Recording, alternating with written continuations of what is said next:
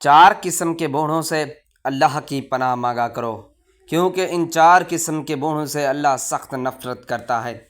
لہذا قیامت کے دن ان کا ٹھکانہ دوزخ ہوگا۔ بسم اللہ الرحمن الرحیم۔ پیارے دوستو،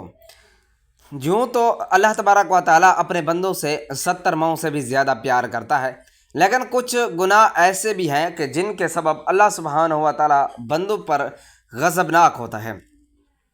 اور ان سے نفرت کا اظہار کرتا ہے۔ یاد رکھیں کہ جس شخص سے اللہ پاک نفرت اور ناپسندیدگی کا اظہار فرمائے تو پھر اس کی دنیا اور آخرت دونوں برباد ہو جاتی ہے۔ ہمارے پیارے نبی کریم صلی اللہ علیہ وآلہ وسلم نے ارشاد فرمایا، چار قسم کے ایسے شخص ہیں کہ جن سے اللہ تبارک و تعالیٰ قیامت کے دن نہ بات فرمائیں گے اور نہ ہی انہیں پاک کریں گے اور نہ ہی ان کی طرف رحمت سے دیکھیں گے، اور ایسے لوگوں کے لیے دردناک عذاب ہوگا۔ بہوالا مسلم نسائی۔ دوستو، آج کی اس ویڈیو میں چار ایسے بدبخت لوگوں کا ذکر کیا جائے گا کہ جن سے اللہ تبارک و تعالیٰ کو بے انتہا نفرت ہے، اور ایسے لوگوں کے لیے بڑی سخت وعیدیں ہیں کہ اللہ سبحانہ و تعالیٰ ان سے محبت اور رحمت کی بجائے ان کے لیے نفرت اور غم و غصہ کی رکھتا ہے۔ لیکن اس سے پہلے جان لیں کہ ان چار قسم کے بوڑھوں کے علاوہ عام ان مسلمان جب بڑھاپے کی عمر میں پہنچتے ہیں تو ان پر اللہ کی کون کون سے کرم نوازیاں ہونا شروع ہو جاتی ہیں، اور کس طرح گھر میں موجود بوڑھے افراد تمام گھر والوں کی بخشش و مغفرت کا ذریعہ بن جاتے ہیں۔ انسان کی زندگی مختلف ادوار میں گزرتی ہے اور اس کے جسم کے اندر مختلف کیفیات ظاہر ہوتی ہیں، اور ان تمام کیفیات کی ابتدا تراب یعنی مٹی سے ہوتی ہے۔ پھر یہ مٹی نباتات کی شکل میں ڈھل جاتی ہے اور سبزہ اس کی غذا بن جاتا ہے، اور غذا خون بناتی ہے، اور پھر نطفہ بناتی ہے۔ یہ پھر نطفہ رحم مادر میں جا کر علقہ یعنی جمع ہوا خون بن جاتا ہے۔ دوسرے مرحلے میں مزحفہ یعنی گوشت کی بوٹی بن جاتا ہے، پھر اس کو ہڈیاں پہنائی جاتی ہیں اور اس میں روح ڈالی جاتی ہے، اور جب ماں کے پیٹ میں بچے کی شکل مکمل ہو جاتی ہے تو اس کو جنین کہتے ہیں، اور پھر جب واضح حمل ہو جاتا ہے تو اس کو ولید کہتے ہیں۔ جب ماں کا دودھ پینے لگے تو اسے رضیع کہتے ہیں، جب ٹھوس غذا کھانے لگے تو اس کو فطیم کہتے ہیں، جب کھیلنے کودنے کی عمر کو پہنچ جائے تو اس کو سبھی کہتے ہیں، آنکھوں کو بھانے لگے تو اسے غلام کہتے ہیں، چہرے پر سبزہ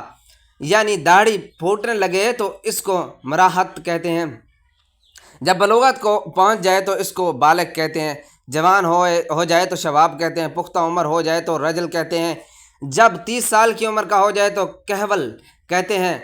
40 سال کی عمر میں ہو جائے تو شیخ کہتے ہیں، 60 سال کی عمر ہو تو شیخ فانی، اور عمر ڈھلتے ڈھلتے جب موت کی دہلیز پر پہنچ جائے تو ہڈیاں کمزور ہو جائیں، جسم لاغر ہو جائے، حافظہ کمزور ہو جائے تو اس کو ارذل عمر کہتے ہیں، اور ان سب کے بعد بالآخر وہ میت ہو جاتا ہے، اور مرنے کے بعد پھر سے تراب یعنی مٹی ہو جاتا ہے۔ مٹی سے اس کی ابتدا ہوئی تھی اور پھر بالآخر مٹی ہی بن جاتا ہے۔ لہذا ایک انسان کی عمر کا کارآمد حصہ وہ ہوتا ہے جب وہ جوان ہوتا ہے، اور عمر کے اس حصے کی قدردانی کرنی چاہیے اور اس عمر میں زیادہ سے زیادہ نیکیاں کرنی چاہیے۔ ایک حدیث میں ارشاد نبی صلی اللہ علیہ وآلہ وسلم ہے، 5 چیزوں کے آگے غنیمت جانو: اپنی زندگی کو موت کے سے پہلے، اپنی فراغت کو مشغول ہونے سے پہلے، اپنی خوشحالی کو تنگ دستی سے پہلے،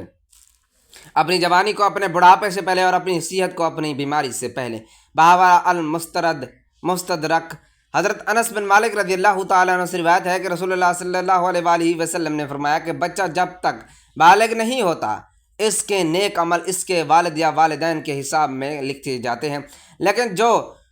کوئی بچہ برا عمل کرے تو نہ اس کے حساب میں لکھا جاتا ہے اور نہ ہی والدین کے حساب میں۔ پھر جب وہ بالغ ہو جاتا ہے تو قلم اس کے لیے جاری ہو جاتا ہے، اور 2 فرشتے اس کے ساتھ رہنے والے ہیں، ان کو قلم دے دیا جاتا ہے کہ اس کی حفاظت کریں اور قوت بہم پہنچائیں۔ جب حالت اسلام میں 40 سال تک پہنچ جاتا ہے تو اللہ اس کو 3 قسم کی بیماریوں جنون، جذام اور برص سے محفوظ کر دیتا ہے۔ جب 50 سال کی عمر کو پہنچتا ہے تو اللہ تعالیٰ اس کا حساب ہلکا کر دیتا ہے۔ جب 60 سال کو پہنچتا ہے تو اللہ تعالیٰ اس کو اپنی طرف رجوع کی توفیق دے دیتے ہیں۔ جب 70 سال کو پہنچتا ہے تو سب آسمان والے اس سے محبت کرنے لگتے ہیں، اور جب 80 سال کو پہنچتا ہے تو اللہ تبارک و تعالیٰ اس کی نیکیوں کو لکھتے ہیں اور گناہوں کو معاف فرما دیتے ہیں۔ پھر جب 90 سال کی عمر ہو جاتی ہے تو اللہ تعالیٰ اس کے سارے اگلے پچھلے گناہ معاف فرما دیتے ہیں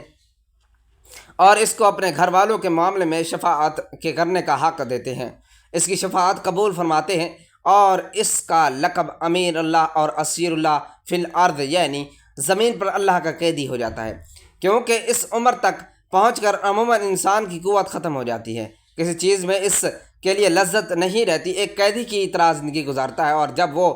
ایک ارذل عمر تک پہنچتا ہے تو اس کے تمام وہ نیک اعمال نامہ اعمال میں برابر لکھ جاتے ہیں جو اپنی صحت و قوت کے زمانے میں کیا کرتا تھا، لیکن اگر اس سے کوئی گناہ ہو جاتا ہے تو وہ لکھا نہیں جاتا۔ حضرت ابو بکر صدیق رضی اللہ تعالیٰ عنہ فرماتے ہیں کہ ایک مرتبہ ایک شخص نبی کریم صلی اللہ علیہ وآلہ وسلم کی خدمت میں حاضر ہوا اور کہنے لگا کہ اے اللہ کے رسول، ہم میں سے کون سا بندہ بہتر ہے؟ آپ صلی اللہ علیہ وآلہ وسلم نے فرمایا کہ جو بندہ بڑھاپے کو پہنچ گیا اور اس کی نیکیاں بہت زیادہ ہیں تو وہ سب سے بہتر ہے۔ اس نے پھر سے دریافت کیا کہ یا رسول اللہ صلی اللہ علیہ وآلہ وسلم سب سے برا شخص کون ہے؟ تو آپ صلی اللہ علیہ وآلہ وسلم نے فرمایا کہ جو شخص بڑھاپے میں پہنچا اور اس کے گناہ بہت زیادہ ہوں۔ حضرت ابن مسعود رضی اللہ تعالیٰ عنہ بیان کرتے ہیں کہ حضور صلی اللہ علیہ وآلہ وسلم نے فرمایا ابن آدم قیامت کے دن اس وقت تک اپنے رب کے سامنے سے قدم ہٹا نہیں سکے گا جب تک کہ اسے 5 چیزوں کے بارے میں سوال نہ کر لیا جائے۔ ان میں سے چند یہ ہیں کہ اس نے اپنی عمر کس چیز میں فنا کی، اس نے اپنی جوانی کو کن کاموں میں بوسیدہ کیا، اور اس نے یہ اپنے علم کے مطابق کیا عمل کیا۔ حضرت انس رضی اللہ تعالیٰ عنہ بیان کرتے ہیں کہ حضور صلی اللہ علیہ وآلہ وسلم نے فرمایا اللہ تعالیٰ جس شخص کی عمر اسلام میں 40 سال تک پہنچا دے تو اللہ تعالیٰ اس سے کئی قسم کی بلاؤں کو دور فرما دیتا ہے، جزام، بس اور شیطان کے غضب ناک کرنے کو، اور اللہ تعالیٰ جس شخص کی عمر اسلام میں 50 سال کو پہنچا دے تو اللہ تعالیٰ اس پر حساب کو آسان فرما دیتا ہے۔ بہوالا مجمع الزوائد، ایک مسلمان کے لیے عمر کا ہر ایک حصہ اللہ کی نعمت اور بیش بہا عطا ہے، لیکن ارذل عمر سے پناہ مانگنی چاہیے۔ اللہ تعالیٰ نے قرآن پاک میں ارشاد فرمایا اور اللہ نے تم کو پسند پیدا کیا اور پھر وہی تم کو وفات دے گا، اور تم میں سے بعض کو ارذل عمر یعنی نکارہ عمر کی طرف لوٹا دیا جاتے ہیں تاکہ انجام کار کا حصول علم کے بعد کچھ نہ جان سکے۔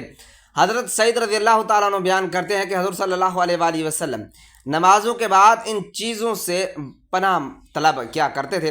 اے اللہ، میں بزدلی سے تیری پناہ میں آتا ہوں، اور میں اس تیری پناہ میں آتا ہوں کہ مجھے ارذل عمر کی طرف لوٹا دیا جائے، اور میں عذاب قبر سے تیری پناہ میں آتا ہوں۔ اس حدیث سے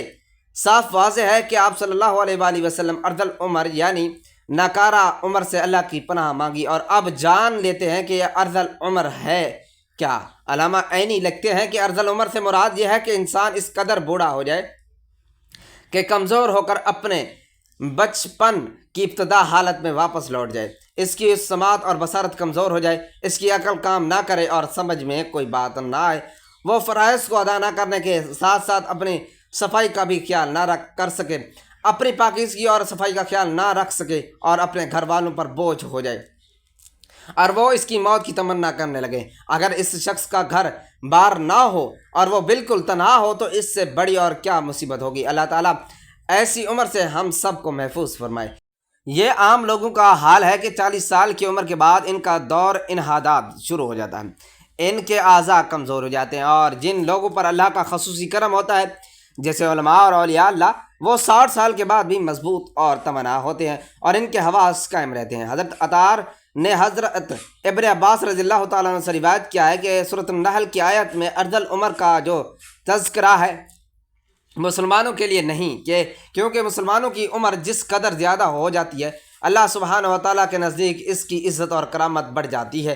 اور اس کی عقل معرفت میں زیادتی ہو جاتی ہے۔ اور حضرت اکرمہ نے کہا کہ جو قرآن پاک کی تلاوت کرتا رہتا ہے وہ ارذل عمر کی طرف نہیں لوٹایا جاتا۔ ناظرین کرام، ایک مرتبہ ایک شخص حضرت علی رضی اللہ تعالیٰ عنہ کی خدمت میں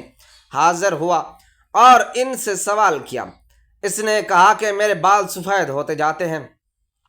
اس کا کیا مقصد ہے؟ حضرت علی رضی اللہ تعالیٰ عنہ نے فرمایا کہ جب حضرت آدم علیہ السلام زمین پر آئے اور وہ بوڑھے ہونے لگے تو ان کے بال بھی سفید ہونے لگے، اور جب پہلی مرتبہ حضرت آدم علیہ السلام نے اپنے بالوں کو سفید ہوتے دیکھا تو اللہ سبحانہ و تعالیٰ سے عرض کی کہ اے اللہ میرے بال کیوں سفید ہو رہے ہیں؟ تو اللہ تعالیٰ نے فرمایا کہ بالوں کا سفید ہونا بڑھاپے، بزرگی اور تجربات میں فراوانی کی طرف اشارہ ہے، اور انسان کا بوڑھا ہونا انسان کو نفسانی خواہشات سے دور کرتا ہے اور اس بات کو واضح کرتا ہے کہ اس شخص کے پاس زندگی میں تجربات ہیں جن سے مشورہ لے کر آپ اپنے فیصلوں کو بہتر بنا سکتے ہیں۔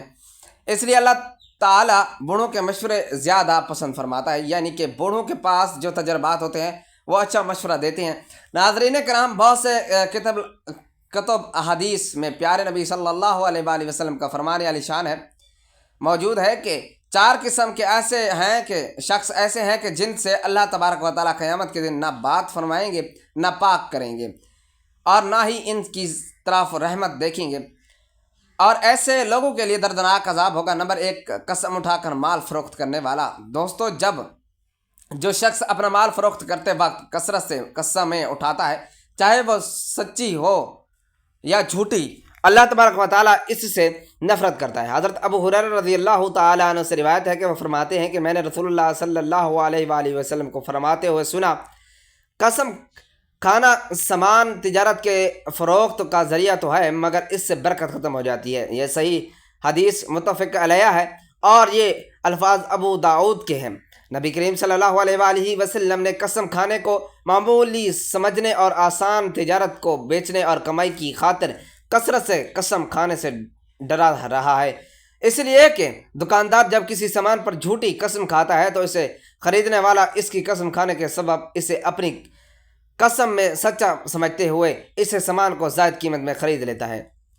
چنانچہ اس کی پاداش میں برکت ہو جاتی ہے، بلکہ ہو سکتا ہے کہ منافع کے ساتھ ساتھ حقیقی قیمت بھی ضائع ہو جائے۔ یقیناً جو کچھ اللہ تعالیٰ کے پاس ہے اس کی نافرمانی کے ذریعے حاصل نہیں کر سکتے۔ بکثرت قسم کھانا اللہ تبارک و تعالیٰ کی تعظیم میں کمی ہوتی ہے، جو کہ توحید کے منافی ہے۔ حدیث کی شرح سے یہ بات ثابت ہے کہ انسان کی تقدیر میں جو کچھ لکھا ہوا ہے اسے اس پر رضا رہنا چاہیے، اور غیر اسلامی ہیلے بہانے کر کے اور جھوٹی قسمیں کھا کر اپنے مال کو فروخت نہیں کرنا چاہیے۔ جھوٹی قسمیں کھانا تو ویسے بھی گناہ کبیرہ ہے، لیکن علماء کے نزدیک اس بات کی گنجائش بہرحال موجود ہے کہ کچھ مشکل وقت میں سچی قسم کھانے کی ممانعت نہیں ہے، لیکن بہرحال قسم سچی ہو یا جھوٹی اسے اپنی عادت بنا لینا بھی خلاف شرعی عمل ہے۔ نمبر 2، متکبر فقیر، یعنی کہ ایسا شخص جس کے پاس ہے تو کچھ بھی نہیں لیکن وہ لوگوں کو بڑھا چڑھا کر بتاتا ہے کہ میرے پاس یہ بھی ہے اور فلاں چیز بھی ہے، یعنی ایک تو فقیر اور کنگال اور دوسرے کا دست نگر اور محتاج، اور اوپر سے تکبر کر کے اپنی جھوٹی برتری ظاہر کرتا ہے۔ اللہ تبارک و تعالیٰ کو یہ بات ہرگز پسند نہیں۔ اللہ تبارک و تعالیٰ تو کسی مالدار اور غنی شخص کا تکبر کرنا بھی پسند نہیں کرتا، تو پھر فقیر اور محتاج کرے جو ہے بھی تکبر اور برتری کے اسباب سے محروم، گویا کہ یہ شخص اپنے عمل سے ثابت کر رہا ہے کہ یہ احکام الہی اور خشیت الہی سے بے نیاد ہے۔ لہذا اللہ کے نزدیک ایسے شخص کا تکبر کرنا مالدار آدمی سے زیادہ قوی ہے۔ نمبر 3، بوڑھا زانی۔ دوستو، یہ تیسرا شخص ہے جس سے اللہ سبحانہ و تعالیٰ کو نفرت ہے۔ بڑھاپے میں زنا کرنے کا مطلب یہ ہوتا ہے کہ اس کا مزاج بہت بگڑا ہوا ہے اور اس کا دل اللہ کے خوف سے بالکل خالی ہے۔ اہل علم نے لکھا ہے کہ زنا کے محرکات عموماً شباب حرکات، غضیضہ، قلت معرفت، غلبہ، شہوت ضعف، عقل اور کم عمری ہے، اور یہ تمام اسباب و محرکات بڑھاپے میں ختم ہو جاتے ہیں۔ جوانی کی ایک طویل عمر گزارنے کے بعد متعدد تجربات کے حصول سے انسان کی عقل کامل ہو جاتی ہے، لہذا اس میں جمع کے اسباب اور عورتوں کی شہوت کم پڑ جاتی ہے۔ اب اس کی بچی کچی شہوت کو پورا کرنے کے لیے اس کے پاس حلال ذریعہ یعنی اس کی بیوی موجود ہے، لہذا اب اگر وہ زنا کرتا ہے تو اس کا مطلب صرف یہی ہے کہ اس کا دل بگڑا ہوا ہے اور اس کے اندر خشیت الہی نام کی کوئی چیز نہیں۔ مسلم شریف کی ایک اور حدیث میں ہے کہ حضرت ابو ہریرہ رضی اللہ تعالیٰ عنہ کہتے ہیں کہ رسول اللہ صلی اللہ علیہ وآلہ وسلم نے فرمایا کہ 3 شخص ہیں جن سے اللہ تبارک و تعالیٰ قیامت کے دن کلام نہیں کرے گا، یعنی یا تو رضا و خوشنودی کا کلام نہیں کرے گا یا مطلب کوئی کلام نہیں کرے گا، اور نہ ان کی تعریف و ستائش کرے گا، اور ایک روایت میں یہ الفاظ بھی ہیں کہ اور نہ ان کی طرف دیکھے گا اور ان کے لیے دردناک عذاب ہوگا۔ ایک تو زنا کا کار بوڑھا، دوسرا جھوٹا بادشاہ، اور تیسرا تکبر کرنے والا۔ نمبر 4 پر وہ ہے جن سے پناہ مانگنی چاہیے، وہ ہے ظالم حکمران۔ پیارے دوستو، یہ چوتھا ایسا شخص ہے کہ جس سے اللہ تبارک و تعالیٰ کو نفرت ہے۔ اللہ پاک نے اسے حکومت دی اور زمین پر اختیارات دیے تاکہ یہ اللہ کی زمین پر اس کے بندوں کے درمیان عدل و انصاف کرے، مگر اس کا معاملہ برعکس رہا۔ اس نے اپنے اختیارات کا ناجائز فائدہ اٹھایا اور اللہ کے بندوں پر ظلم و ستم ڈھائے۔ اپنی حکومت کے نشے میں اس قدر غرق ہوا کہ حقیقی بادشاہ کے بادشاہوں یعنی اللہ تبارک و تعالیٰ کو ہی بھلا بیٹھا، لہٰذا یہ اللہ کے ہاں قابل نفرت اور مغبوض ٹھہرا۔ حالانکہ اگر یہ اللہ کے ڈر سے عدل و انصاف کا دامن پکڑ لیتا تو اللہ کا نیک بندہ اور ولی بنتا، اور اللہ تبارک و تعالیٰ سے اسے روز قیامت اپنے عرش کا سایہ نصیب کرتا۔ رسول اللہ صلی اللہ علیہ وآلہ وسلم نے ارشاد فرمایا، انسان کی تقدیر میں اس کا حصہ زنا لکھ دیا گیا ہے، جس کو وہ ہر حال میں انجام دے گا۔ تو آنکھوں کا زنا دیکھنا ہے، کانوں کا زنا سننا ہے، زبان کا زنا بات کرنا ہے، ہاتھ کا زنا پکڑنا اور چھونا، اور پاؤں کا زنا بدکاری کی جانب جانا، جبکہ دل کا زنا خواہش اور تمنا ہے۔ شرمگاہ اس بات کو سچ کرتی ہے۔ یہ پھر جھوٹ بہاولا مسلم۔ پیارے دوستو مذکورہ بالا حدیث کی روشنی میں محدثین کرام نے زنا کے 2 اقسام بیان کی ہیں۔ زنا کی پہلی قسم جو بیان کی گئی ہے وہ ہے فعلی زنا، یعنی اجنبی مرد کا اجنبی عورت کے سے جنسی عمل کرنا فعلی زنا کہلاتا ہے، اور اس کی چند ایک مزید صورتیں ہیں، یعنی شادی شدہ اور غیر شادی شدہ کا زنا، اپنے محرم سے زیہنا، اجنبیہ سے زنا، بوڑھے آدمی کا زنا، زنا بالجبر یعنی زبردستی کا زنا۔ لہذا ان صورتوں میں زنا کرنے والا شخص مرد و عورت اگر شادی شدہ ہو تو اپنے اقرار یا گواہان شرعی کے ثبوت سے زنا ثابت ہونے پر رجم کیا جائے گا۔ اگر غیر شادی شدہ ہو تو اسے پورے 100 کوڑے لگائے جائیں گے۔ زنا کی دوسری قسم ہے مجازی زنا، اور جان لیجئے کہ یہ فعلاً یعنی کہ عملاً تو زنا نہیں، لیکن زنا فعلی کی ابتدا سیڑھی ہے، اور علماء کرام زنا مجازی کے 5 اقسام بیان کرتے ہیں۔ ان میں سے پہلی قسم زنا العین ہے، اور اس کا مطلب ہے کہ نامحرم مرد کا نامحرم عورت کی جانب شہوت کی نظر سے دیکھنا، اور نامحرم عورت کا نامحرم مرد کی جانب شہوت کی نظر سے دیکھنا۔ اس کو آنکھوں کا زنا بھی کہا جاتا ہے۔ زنا مجازی کی دوسری قسم زنا الاذن والسماع ہے، یعنی نامحرم مرد کا نامحرم عورت کی بات شہوت سے سننا، اور نامحرم عورت کا نامحرم مرد کی بات شہوت سے سننا زنا الاذن والسماع کہلاتا ہے، اور اسے کانوں کا زنا بھی کہا جاتا ہے۔ مجازی زنا کی تیسری قسم زنا اللسان ہے، یعنی نامحرم مرد کا نامحرم عورت کے ساتھ شہوت والی اور غلط بات کرنا، اور اس طرح نامحرم عورت کا نامحرم مرد کے ساتھ شہوت والی اور غلط بات کرنا، اور اس مجازی زنا کی قسم کو زبان کا زنا بھی کہا جاتا ہے۔ مجازی زنا کے چوتھی قسم زنا الارکان ہے، یعنی کہ نامحرم مرد کا نامحرم عورت کو شہوت سے چھونا، اور نامحرم عورت کا نامحرم مرد کو شہوت سے چھونا، اور یہ ہاتھ پاؤں کا زنا بھی کہلاتا ہے۔ جبکہ مجازی زنا کی 5ویں قسم زنا الکفر قلب ہے، یعنی نامحرم مرد کا دل اور دماغ میں نامحرم عورت کے بارے میں غلط خیال لانا، اور اس طرح نامحرم عورت کا دل اور دماغ میں نامحرم مرد کے بارے میں غلط خیال لانا، اور اسے دل اور دماغ کا زنا بھی کہا جاتا ہے۔ پیارے دوستو، جان لیجئے کہ آج کے سوشل میڈیا کے دور میں مجازی زنا بہت عام ہو چکا ہے، جس سے بچنے کی ضرورت ہے۔ یاد رکھیں کہ مجازی زنا کی